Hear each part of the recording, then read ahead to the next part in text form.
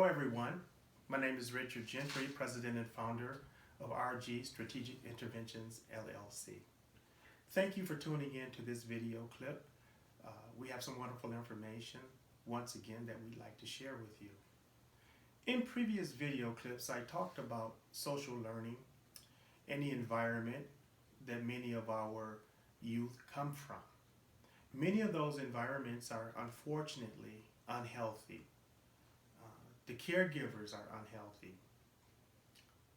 The experiences that they have tend to be unhealthy.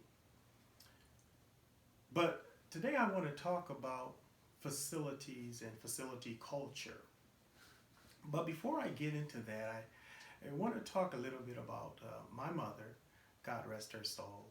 I tend to bring her up because she had such a profound positive impact on my life. And she was a Southern lady who just lived life and loved life and was a very positive person and shared a lot of wonderful experiences with me as a little boy growing up, and the impact she has had on my life is just invaluable.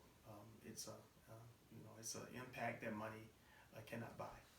But one of the things that I'm so fond of about her is she had so many pithy sayings as I was growing up, and I would sit at her feet and I would hear the stories of when she was young and growing up in the southern part of the country, and hear the stories about her starting her family and their travels. And she was a sharecropper. Very simple and humble beginnings is where I'm from, but she made those stories so exciting. And she used these sayings oftentimes when she would describe situations and memories, and she would use a certain saying such as there more than one way to skin a cat, boy. She would say things like that, and we're riding around and get lost or something, she may say, they took us all around Robin Hood Barn. And she used other sayings such as when a person get themselves in a pickle, get themselves into trouble, she would call it, you have gotten yourself into a one-eye thing. So she had lots of sayings like that. And so when I think of our young people, I think of my mother and some of the sayings that she had shared with me. And when I think of our young people in regards to leaving a bad situation, their neighborhoods and some of those inner city communities with the crime and the bad role models and the poor peer associations and all of that, and they leave that situation, and oftentimes they come to some of our court-ordered facilities, and those facilities aren't much better. You have a very bad culture, a dangerous culture, where kids have shanks and threatening each other, and there's fights every day, and staff who are not proper caregivers, they're involved in lots of physical restraints, and they are very punitive and unfair and very arbitrary, and they can be very harsh and condescending, and just overall you have a very negative and hostile environment that's not conducive to any treatment. And unfortunately, so many of our facilities are like that. If it's only one facility, it's too many, but we have lots of facilities around the country. Unfortunately, that's dysfunctional. So I think of the old term she used, out of the skillet, one bad situation, and into the frying pan, which is another bad situation. So I want to talk about culture, facility culture, institutional order today, and I want to talk about a social psychologist, a German social psychologist by the name of Kurt Lewin. He had, in his research, he has developed a behavior formula, and I want to talk a little bit about that when it comes to restoring or establishing institutional order. So what does it take to make our facilities a pro-social facility, a positive facility, a facility that I call a culture of care, where staff are very intact, they're very self-assured, well-trained, they're very positive in regards to working with kids, believe in the sacredness of human life, and believe that these young people can and do change. And so they believe in the power of connecting with those that they're working with, and they're overall just taking care of business and really believe in the mission, of a healthy facility. So we want to talk about institutional order. We want to talk about the behavior formula, and we want to talk about some things in regards to what we need to be aware of in regards to a facility functioning at its optimal level. So when we think of behavior management programs, there are certain objectives to all of them, and primarily there are three that we need to be aware of, that any effective behavior management system possess, that you will be able to recognize. And they are, first of all, strategies to generate or strengthen appropriate behaviors in youth. Then there should be strategies to weaken or eliminate inappropriate behaviors in youth. And then number three, strategies that teach self-control and develop pro-social attitudes and values with our kids. And that comes through focus groups and teaching kids in the group setting.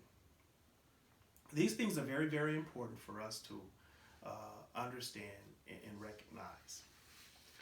A guy by the name of Dale Elliott, I want to talk about him. He was a professor at the University of Chicago, and he was a highly recognized and sought after conference speaker, and he spoke at the Juvenile Detention Alternatives Initiative conference, which was put on by the Annie Casey Foundation.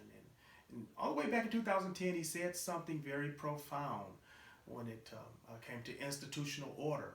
And in that 2010 conference, he said this, that an evidence-based practice that changes the social context or the social learning environment of a facility would have more of a positive influence on behavior than all of the existing evidence-based practices combined. That is a very profound statement. Changing the environmental context or changing the social environment in a facility, making an effort to change what that climate looks like, can have more of a positive impact on pretty much anything that we can do when it comes to working with kids. So what does that mean, and how do we establish a healthy social climate or that culture of care, that positive environment? So our young people don't have to jump out of the skillet from dysfunctional neighborhoods and inner city communities that are damaging to them in every aspect. How can we prevent them from going from one bad situation to another?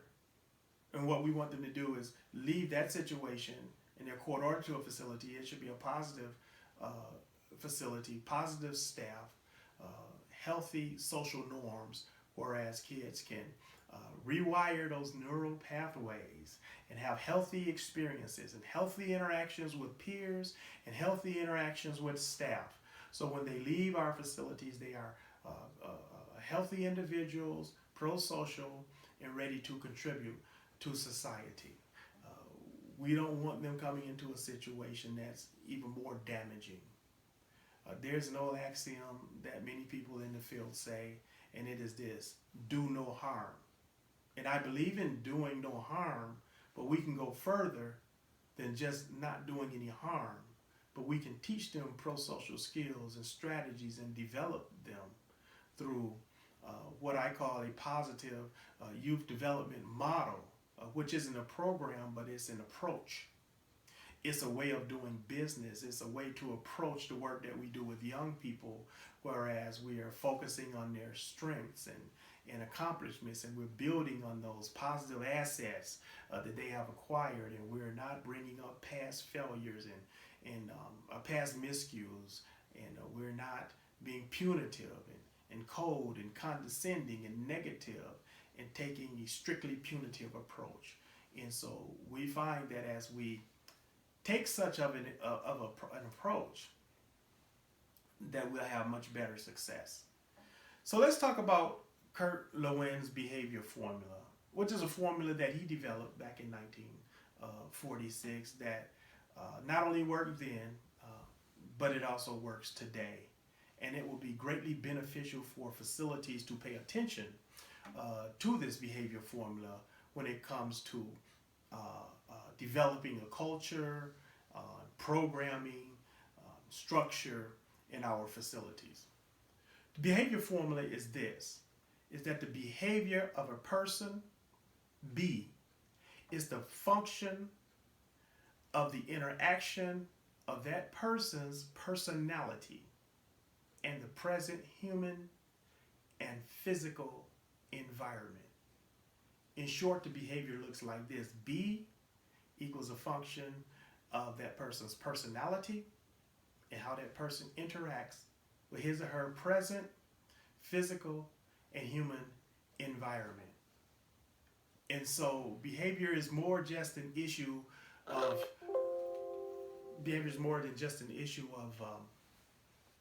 a person's behavior, but you have a lot more that's going into play with this. It's just not an issue of that person's temperament. It's not just an issue of that person's inborn tendencies, which we call nature versus nurture. Okay? When we think of the term nature versus nurture, they can coexist together. Okay? It doesn't have to be mutually exclusive. They can interact together. Nature focus on inborn tendencies, our genetics and DNA, temperament, and the like. And the nurture aspect deals with experiences in life that shapes us as individuals. So in early times, the social scientists and psychologists believe that people are hardwired to behave a certain way, that you're born with a certain personality and that doesn't change, and who you are at birth will be who you are at death. But we've learned over the many years that behavior is not only a function of a person's personality, but it's also a function of how that person interacts with his or her present environment. And there's a lot of things that go into play when we talk about environment, so we want to talk briefly about that. When we talk about personality, we talk about learned beliefs, values, motivations, and rationalizations about those beliefs and values, or that person's cognitive structure, that person's game book for life, how they see life, their temperament. Those are aspects of one's personality. And when we talk about the environment, we're talking about the human environment as well as the physical environment. So the human environment pertains to the type of programming the kid is getting, the activities that kid is involved in, recreation, school, the quality of staff, which is very important, and the culture in that environment. The physical environment pertains to building design, cleanliness, paint colors, and lighting. And I just want to park here and talk a little bit about the physical environment because it's difficult at times for people to see the importance of the physical environment on behavior. I use this example with adults when I'm talking about this, is that yes, your environment can have a profound effect on the way you think and the way you behave. If you're on a long trip and you're on a highway and the next rest stop is 35 miles and you really got to go, and you hold it until you get to that rest stop, that gas station, that bathroom, and you get out and you run, and you may have to get that key and go to that side door where that restroom is. And when you unlock that door and open the door, before you could even get into that restroom, the smell hits you. A nasty, strong stench that almost knocks you off your feet. And because you have to use the bathroom so bad, you go inside and you find that the floor is dirty. There's paper on the floor and items sticking to your shoe, and there's the garbage is ran over, and there's trash all over the floor, and you still got to go. And then once you look at the toilet, it's like, oh my God, this place has been cleaned in months. And so it can put a damper on your disposition. Although you got to use the bathroom, now you're facing another issue. Should I actually use this bathroom? Am I going to catch something? But my point is, it has a profound effect on your behavior. So the environment can have a profound effect on one's behavior. So we take an example like that, and let's translate it to the detention or the residential or the group home environment for that matter. And understand that cleanliness plays a role in behavior. That kid goes to his or her room or the dining hall. How does it affect that kid's behavior if they see bugs? If there's flies, in the area. There's ants on his bed, her bed, when they're getting ready to go to sleep at night. There's a spider. It can have a profound effect on one's behavior. So beyond cleanliness, the colors can have an effect. There are mood colors. Some colors for digestion, some colors for learning, some colors are more relaxing than others. Some colors can make you more aggressive. So when we begin to make changes in our facility, one of the things we did was we changed the colors. We changed the colors from a traditional institutional jail type setting, and we brighten up the place. With bright colors for learning. We brighten up the classrooms. We put posters up on our walls that's indicative of the treatment intervention and strategies that we would use to help promote prosocial behaviors. We would have famous quotes and things like that. We brighten up our dining hall. We got some paint colors that research tells us they were digestive colors. And so these were some of the things that we did throughout our facility to make things conducive for learning and to reduce the stress and anxiety.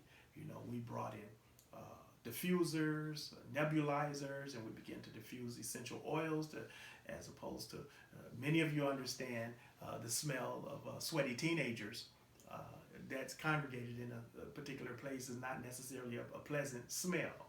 And so we changed those smells by diffusing oils, essential oils in the day room, whether it's lavender or peppermint and things like that. So we changed the colors, we changed the smells, we placed an emphasis on the cleanliness of the facility, the type of furniture that we would use, and the organization of the furniture. Just a lot of things that we did because we understood that the physical environment can play a major role in the behavior of individuals. So it's just more than how that person was born or that person's personality, whether or not that person had an aggressive personality or passive personality. Although it plays a role and it's important in behavior, there's a lot more to it than just that individual's personality. So these are some of the things that we were able to do to help us in regards to managing behaviors in our facility. I mentioned Dr. David Rausch in a previous presentation. He is a mentor of mine, and he's considered to be the leading researcher when it comes to pretrial, juvenile detention, and just a brilliant man. And he has produced the first book that speaks of evidence-based interventions that work in the pretrial setting, and has done a lot of work around the country and the world in regards to bringing positive reform to juvenile facilities. And it's been an absolute honor to work with him and to sit at his feet and to listen at some of the wonderful teachings that he has. Dr. Rausch, who introduced me to the behavior formula through his works, is updated and revised Kurt Lewin's behavior formula to this, is that the behavior of a youth in a secure custody environment is the function of the interaction of that youth, developmental status and history, and how that person person interacts with is present human, program, and physical environments. So these are all things that we need to consider when we are working with youth in a custody setting. Okay? So that person's developmental status and history, which includes their trauma histories and all of the bad things that has happened to that person, to change, you know, his brain structure and how he behaves and how he acts. But going beyond that, and that's an important factor, we also need to pay attention to that kid's present environment, which consists of humans, staff, as well as the residents, the programming that that kid is exposed to, as well as the physical environment, which I talked about. When we talk about that kid's peer group and the behavior formula, revise, we're talking about things such as demographics, where are these kids coming from? What about racial equity factors that that kid needs to contend with? What type of friends do this kid have? Is he involved with gang members? Is his gang present in the facility? What about rival gang members? That will play a part in this kid's behavior. What about this kid's mental health history? What about the medication that's being dispensed to this kid? Access to care. All of these things are important in previous hospitalizations. Okay? So when we're talking about that kid's human environment as it relates to peers, these are some things that we should be familiar with or aware of. Now, secondly, when we talk about the kid's human environment in regards to staff, how the kid interacts with staff, these are some factors that will play a significant role. What about the age of the staff that the kid is working with? The race of the staff members that the kid is exposed to, the gender of the staff, their education level. What about prior experience?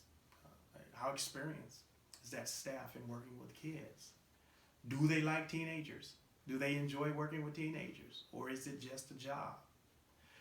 What about their social skills, their ability to communicate, and physical fitness? You know, are they interacting with the kids? Are they involved in sports activities with the kids and these kind of things? But it all plays a role in regards to how that resident or youth interact with the staff on their behavior. And now when we move on to the environment in regards to organizational structure, I want to talk about that with program environment, social structure, and also the physical environment real quick.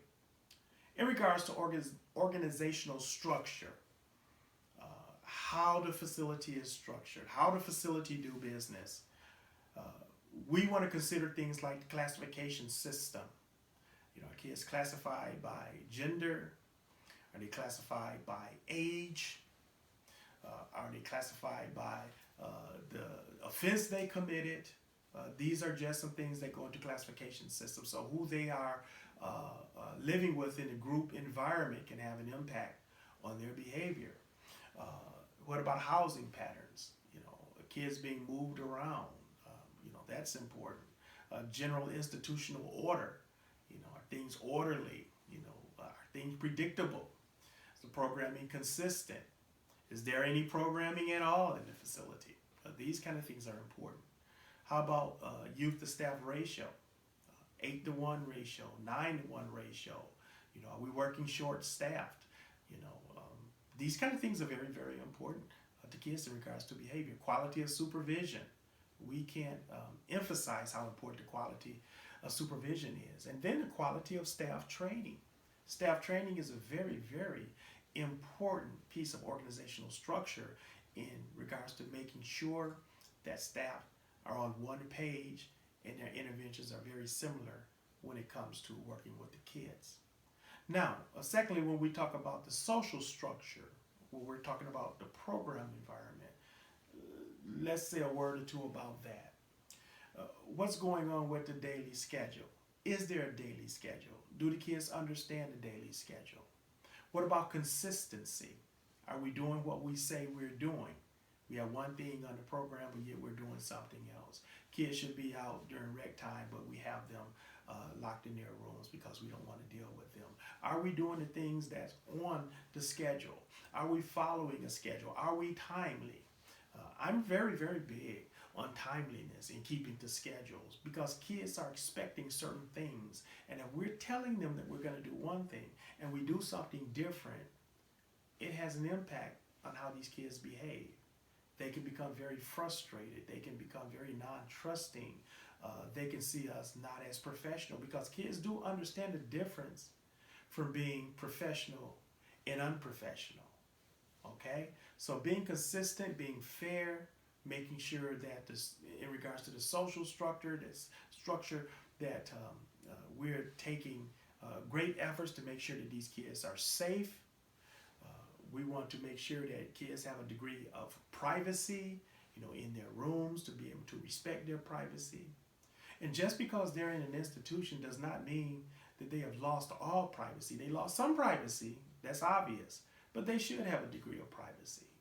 If they need to disrobe, use the restroom, just need a timeout to be by themselves, we want to make sure that they're safe and we are aware of where they are. But let's allow our kids to have some privacy in our facilities, and that will be very helpful to them.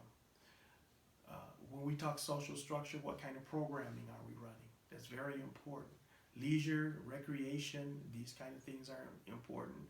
And we haven't said a whole lot about education, but educational programs and vocational programs, very important. And one of the things that kids will tell you is that one of the things I want is a skill or learn how to do certain functions that when I go back into the community, I can obtain a job and I can be productive. Finally, let's talk about the physical environment, which we've talked about to a degree, but we do need to consider lighting, such as natural light, space, making sure that our kids are not cramped and crowded. The temperature can have an impact on behavior. If your rooms are too cold, the kids are going to be dysregulated. And if they are cold, are you able to give them additional blankets and make sure that they are regulated and comfortable so they can have a good night's sleep? We talked about smell and interior colors. We've talked about that kind of stuff. Security hardware, at least in high secure facilities, you're going to have a lot of that. And by the way, make sure that your equipment is working. It's a real sad story to have a lot of equipment and half of what you have in the facility don't work, and things aren't operating properly and people can't do their jobs because the equipment that they have, the tools that they're working with are faulty. The type of furnishings are important. Sanitation, we talked about sanitation and cleanliness and neatness. These kind of things are important. But how about this one, the quality of food? Now, I'm a big man, and as you can probably see, food is kind of important to me. But food is important to everyone. And, my experience working with young people is that food is very, very important in regards to their day-to-day going through their day, or just the day-to-day living. They want to know when they're eating breakfast, what's for lunch, and when they're eating lunch, they want to know what's for dinner, so they can look forward to that. And so the cook, the custodian, these people have a very, very important role in our facilities when it comes to behavior. And so these support staff are not to be excluded when it comes to treatment interventions and working with kids, but they should be included and understand that the role that they play are incredibly important. So with that being said, hopefully that behavior formula gives you a bit of insight into how to develop a facility that has great order and structure, predictability, communication, and relationships as it comes to the young people and the staff that's working with them. So hopefully you found this video as a benefit to you as a professional, or even if you are a student and aspiring to enter the field of juvenile justice or child welfare, or if you are looking to be a teacher or work in the academic environment as a behavioral specialist or an instructional assistant. Hopefully you found this information beneficial. So if you have tuned in through www.rgstrategicinterventions.com, I want to thank you for doing that. If you checked in on YouTube, again, I want to thank you. And until next time, we look forward to chatting with you real soon.